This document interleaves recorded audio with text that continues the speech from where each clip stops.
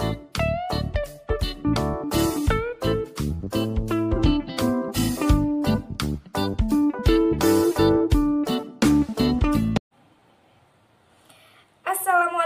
warahmatullahi wabarakatuh. Saya Dewi Multasam dari Program Studi Pendidikan Guru Pendidikan Anak Usia Dini Angkatan 2019, Fakultas Ilmu Pendidikan Universitas Negeri Makassar.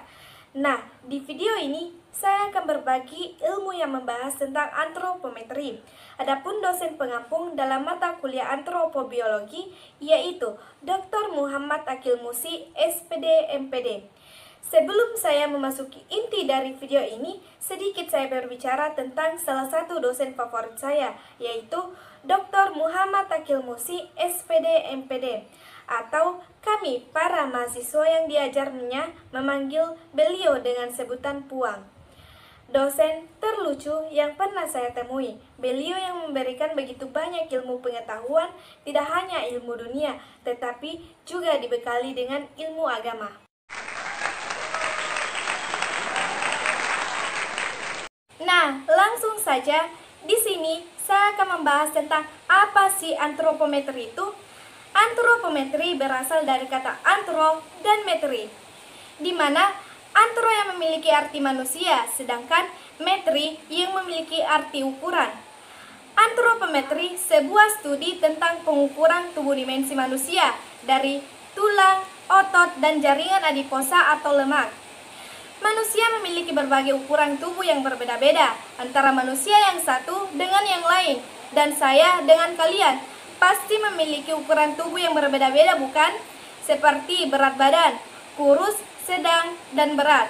Ukuran tinggi ketika posisi berdiri, seperti kecil, sedang, dan tinggi. Adapun lingkaran tubuh seperti kecil, sedang, dan besar, serta posisi ketika merentangkan tangan, panjang, tungkai, dan lain sebagainya. Dengan tersedianya data antropometri tubuh manusia di Indonesia, maka kita dapat mengetahui ukuran yang presisi dan akurat sesuai dengan ukuran dimensi tubuh manusia. Adapun sejarah dan konsep dalam antropometri. Nah, mari kita ketahui bagaimana menurut pendapat para ahli tentang sejarah dan konsep antropometri. Menurut Tenner sendiri, sejarah antropometri adalah studi tentang riwayat manusia, terutama berupa tinggi dan berat badan. Dan menurut Adolphe Quetelet, antropometri ini berawal dari 1830-an. Sedangkan menurut Seddon, sejarah perkembangan antropometri semakin tampak ketika didirikannya sebagai bidang studi pada akhir 1970-an.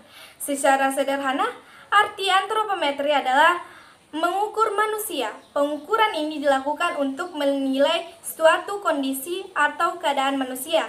Yang harus kalian ketahui, pengukuran dalam antropometri ada dua, yaitu pertumbuhan. Pertumbuhan dapat diartikan terjadinya perubahan sel dalam tubuh, yaitu pertambahan sel dan pembelahan sel.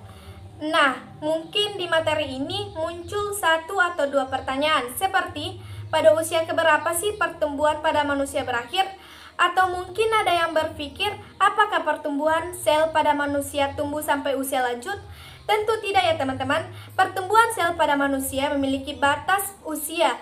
Para pakar antropometri sepakat bahwa pada umumnya pertumbuhan sel pada manusia artinya pertambahan sel akan berhenti pada usia 18-20. Nah, selanjutnya makhluk hidup termasuk manusia, tentunya makan untuk memenuhi kebutuhan tubuh.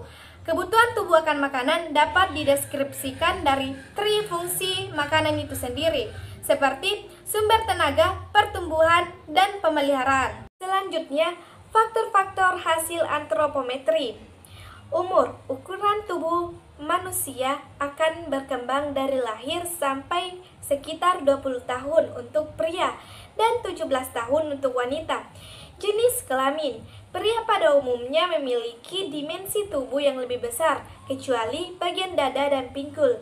Dimensi ukuran tubuh laki-laki lebih besar dibandingkan wanita, kecuali untuk beberapa bagian tubuh tertentu pada wanita, seperti lingkaran dada dan pinggang. Cacat tubuh secara fisik. Cacat tubuh secara fisik merupakan salah satu faktor yang mempengaruhi variabilitas data antropometri. Rumpun dan suku bangsa. Setiap suku bangsa ataupun etnis memiliki karakteristik fisik yang akan berbeda dengan yang lainnya. Sosial ekonomi menyangkut tentang kedudukan atau posisi seseorang dalam kelompok masyarakat yang ditentukan oleh jenis aktivitas ekonomi, pendidikan, serta pendapatan. Kualitas gizi, kondisi dan gizi yang berpengaruh terhadap ukuran antropometri, meskipun juga bergantung pada kegiatan yang dilakukan. Pekerjaan untuk aktivitas sehari-hari.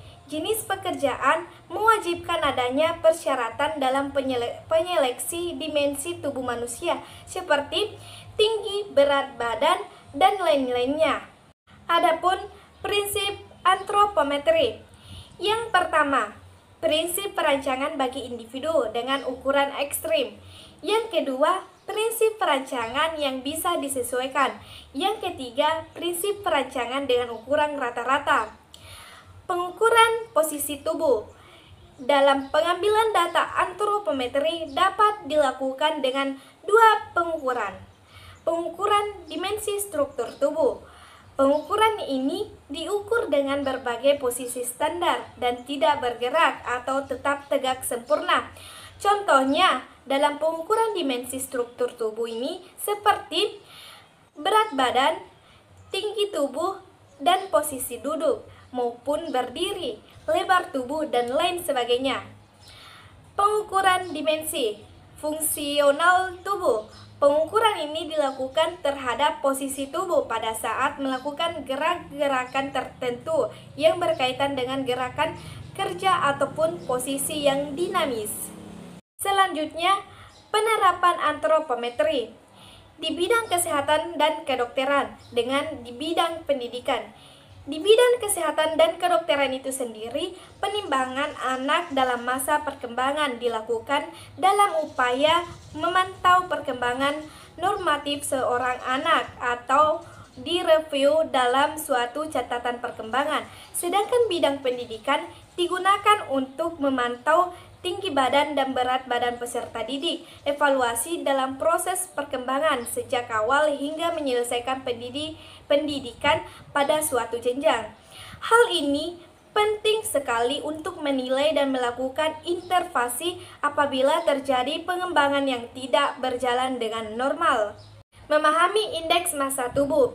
Indeks massa tubuh adalah ukuran yang digunakan untuk mengetahui status gizi seseorang yang didapatkan dari perbandingan berat badan dan tinggi badan.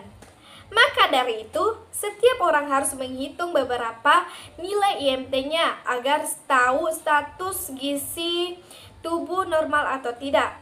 Mengetahui indeks massa tubuh orang dewasa. Untuk mengetahui indeks tubuh berada pada interval normal atau tidak.